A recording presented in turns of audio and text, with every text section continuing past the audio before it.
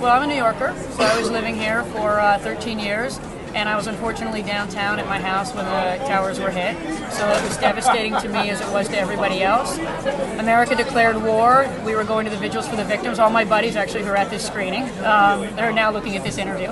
And then America declared war, and I knew I needed to make a movie about the soldiers, who they were, why they were signing up, what their experience in combat was, and particularly their experience coming home.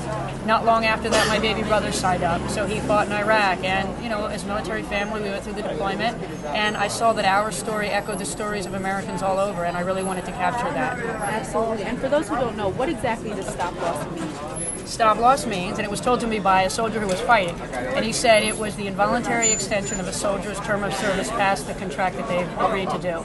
And in his mind, he said it was a backdoor draft, and it was recycling the soldiers who've already done their time. So it's basically soldiers who fought, oftentimes become war heroes.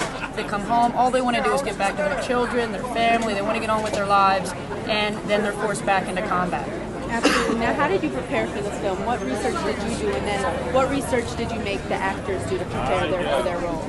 Sure, well, my little brother was fighting, so I was certainly talking to him, but mostly I was going around America interviewing soldiers, gathering their stories on videotape, gathering their soldier-made videos. They actually would take little cameras and put them on a sandbag or put them on a gun turret or wire them to the Humvee, and they would just film whatever they were going through. So it's the first time we've ever been in that situation, seeing it from a soldier's point of view. Then they would go home and they would edit them on their little iMacs. And so they would take patriotic music like Toby Keith's Courtesy the Red, White, and Blue, or I'm an American Soldier, or rock and roll like Linkin Park, or Let the Bodies Hit the Floor.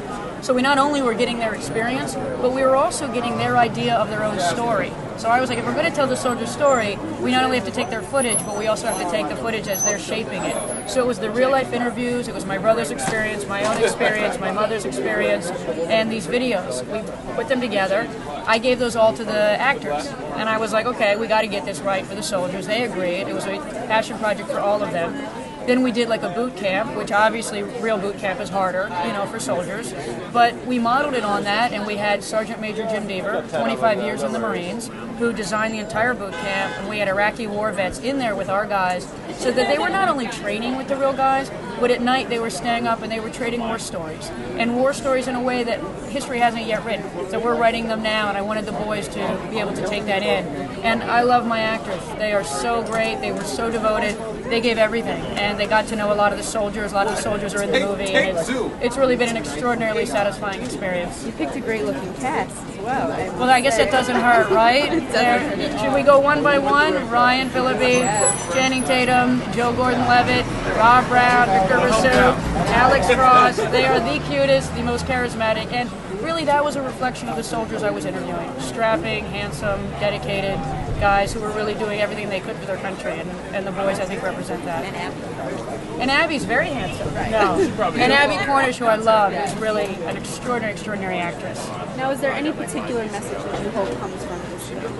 It's one of humanity. I mean, I make movies because I love stories and I love characters. And when they move me, I'm in total service of bringing them to life to move people. So I've been very lucky that, I've screened this movie in 22 cities around America. And I've had college students, I've had soldiers, I've had people of all ages just come up to me and say, thank you for making an emotional movie. Thanks for making a movie about the camaraderie between the soldiers and about coming home. It's interesting to hear that America wants movies that move them. Absolutely.